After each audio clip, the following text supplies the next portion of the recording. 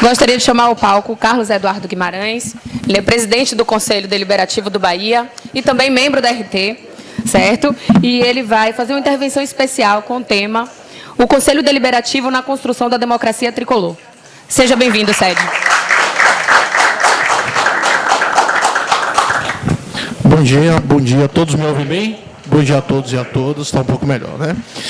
Primeiro, falar da grande satisfação em estar mais uma vez participando desse evento promovido pela Revolução Tricolor, grupo que eu faço parte, grupo que eu me orgulho muito de integrar e que eu sempre tive a percepção, desde antes de participar propriamente da vida política do Bahia, de que é um grupo que tem uma função extremamente importante de produzir conteúdo sobre o Esporte Clube Bahia.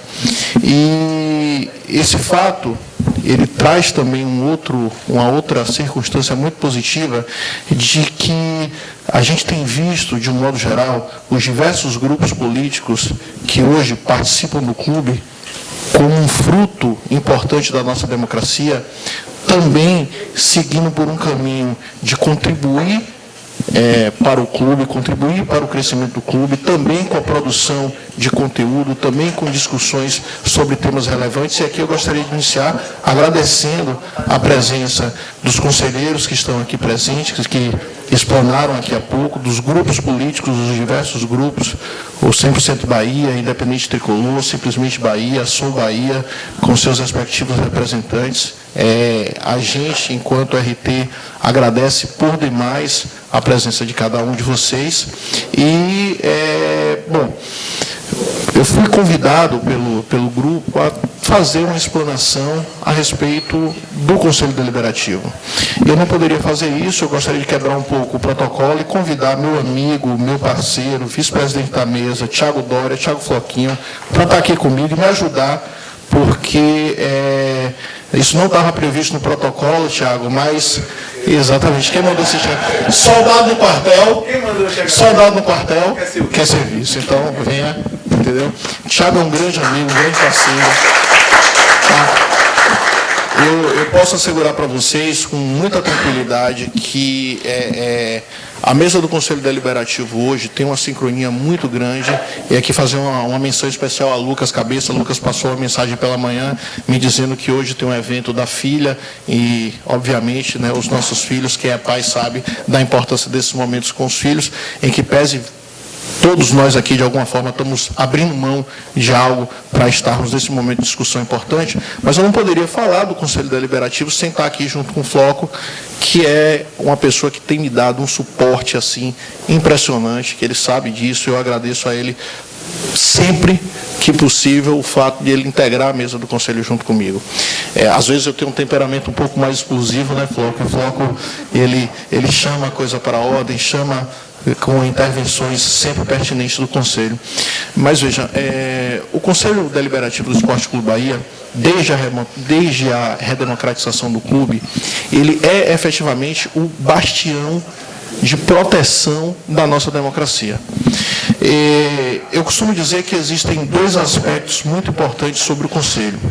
Primeiro é de ser o órgão fiscalizador, o órgão legislador, o órgão controlador das ações da diretoria executiva do clube, mas principalmente, eu julgo que essa talvez seja a grande função, é de ser o órgão guardião do nosso modelo democrático, um modelo democrático único no futebol brasileiro e que precisa ser constantemente preservado. Nós viemos de gestões pós-intervenções que têm cumprido com o seu papel e que têm respeitado integralmente a democracia do clube. Mas o próprio modelo democrático pode permitir que, em algum momento, nós tenhamos a ascensão ao poder de alguém que não tenha ou que não respeite tão bem os princípios democráticos.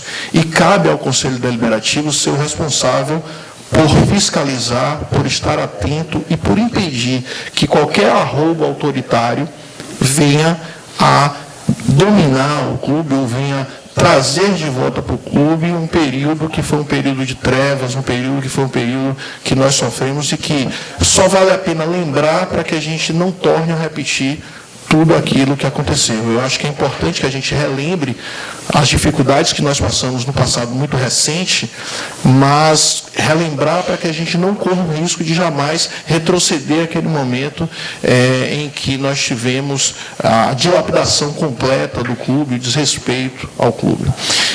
Hoje a gente tem um conselho formado por diversos grupos políticos representados na sua proporcionalidade, com discussões cada vez mais importantes, cada vez num nível maior.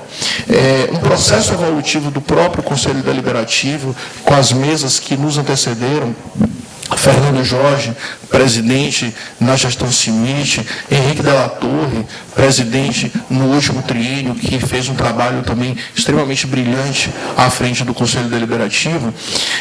Hoje nós podemos, nesse triênio agora, dar algumas contribuições importantes para o clube, como a própria aprovação do regulamento de dignidade dos ídolos. Nós estamos passando por um processo aqui interessante agora de revisão do estatuto que foi feito no triênio passado, mas que, como norma nova, com muitas novidades, a gente sempre precisa olhar aquilo que está sendo aquilo que está tendo efetividade e olhar aquilo que precisa ser ajustado, seja um ajuste de redação, seja uma incongruência, uma contradição, para que a gente tenha uma norma, se não perfeita, mas uma norma muito mais adequada à realidade do clube, que atenda às nossas expectativas enquanto torcedores, enquanto sócios. Então, entendo que um outro aspecto que é muito importante é a participação dos sócios, dos torcedores na vida do Conselho Deliberativo. É importante que a gente, enquanto torcedor, enquanto sócio, participe das reuniões do Conselho Deliberativo. Algumas reuniões, efetivamente, elas precisam ser fechadas, mas por questões estratégicas, mas a ampla maioria das reuniões elas são abertas, elas contam com a participação dos sócios, elas têm transmissão pelo Instagram, pela internet, né, Floco? E aí, esse interesse da torcida, pelo Conselho, pelo trabalho do Conselho, é um interesse que traz um fortalecimento para a nossa democracia. O que você acha, amigo? Eu acho que aqui não. Peraí, deixa eu ligar isso. Acima. Zorra? Vá? Acho que assim, no final das contas, a gente tem passado no Conselho Deliberativo um processo de aprendizado. A gente tem que lembrar que, por mais que a gente tenha um clube fundado em 1931, a gente teve um clube refundado em 2014. Então, assim, em 2013. Né? Mas, então, veja que a gente tem dificuldade, né? O próprio Guilherme faz essa referência, às vezes, da dificuldade da gente contar a nossa história, né? Do trabalho até de Luiz, está aí, cadê? Em relação à enciclopédia BBMPédia, de buscar jogos que o Bahia não sabia nem que tinha existido, resultados, enfim. Você imagine isso, enfim, no que é objeto fim do clube, que é o futebol, a gente tem essas lacunas, num órgão de representação, num órgão institucional menos querido pela torcida, como o Conselho Deliberativo, a gente tem zero de história. Então, e a gente tem, até porque a gente tem a gente tinha zero de hábito de democracia, né? A gente não tinha a casa representando, né? A gente tinha aquela reprodução do clube da segunda metade do século XX, de cartola, do conselheiro ser aquele cara que está ali no bolo, né? Que está ali, enfim. Mas isso já passou, graças a Deus. Então, acho que a gente tem dois desafios importantes. Um a gente já está cumprindo, que é o desafio de entender o que é e para que serve o Conselho Deliberativo. Esse a gente está cumprindo desde a intervenção, desde a primeira eleição, com a presidência de Fernando, a presidência de Henrique, a presidência de Sede, e seguiremos aprendendo, mas já estamos num bom progresso. O nosso segundo desafio talvez seja um desafio que esse novo período nos apresenta, que é o desafio de trazer um grupo muito maior de pessoas para dentro da democracia representativa. A gente triplicou o número de sócios. Então, de que forma a gente tinha um universo de sócios votantes que era 1/5 do que nós temos hoje na eleição passada. Então, de que forma a gente vai fazer com que essas pessoas entendam qual é o papel do Conselho? De que forma a gente vai fazer com que essas pessoas, mais do que isso, tenham apreço ao papel do Conselho, tenham apreço aos conselheiros, entendam o papel do conselheiro, entendam o papel do Conselho. Esse talvez seja o nosso maior desafio para esse final de triênio, para que a gente consiga chegar em dezembro de 2020 com um processo democrático lindo, extraordinário, fazendo o sócio ir às urnas, votar, escolher, e a partir daí, e não fazer disso um processo que, enfim, se a gente for falar do mundo, do Brasil, a democracia representativa está em crise. Porque hoje é muito mais fácil com a tecnologia você votar numa enquete ou no Twitter, ou no aplicativo. Então, a possibilidade de referenciar direto com o sócio faz com que o representante, que é o conselheiro, fique boiando.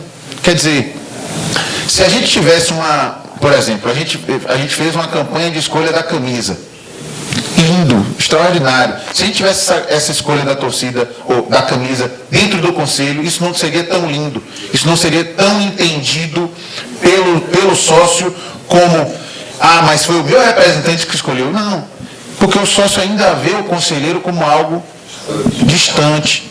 A gente faz esse trabalho de trazer, a gente teve de 2013, diante de 2013 para cá, esse trabalho de arregimentar pessoas, de representar pessoas, até de nos alternar nessa representação. Isso, enfim, e a RT simboliza isso. Ninguém fez melhor e mais, e por mais tempo isso do que a RT.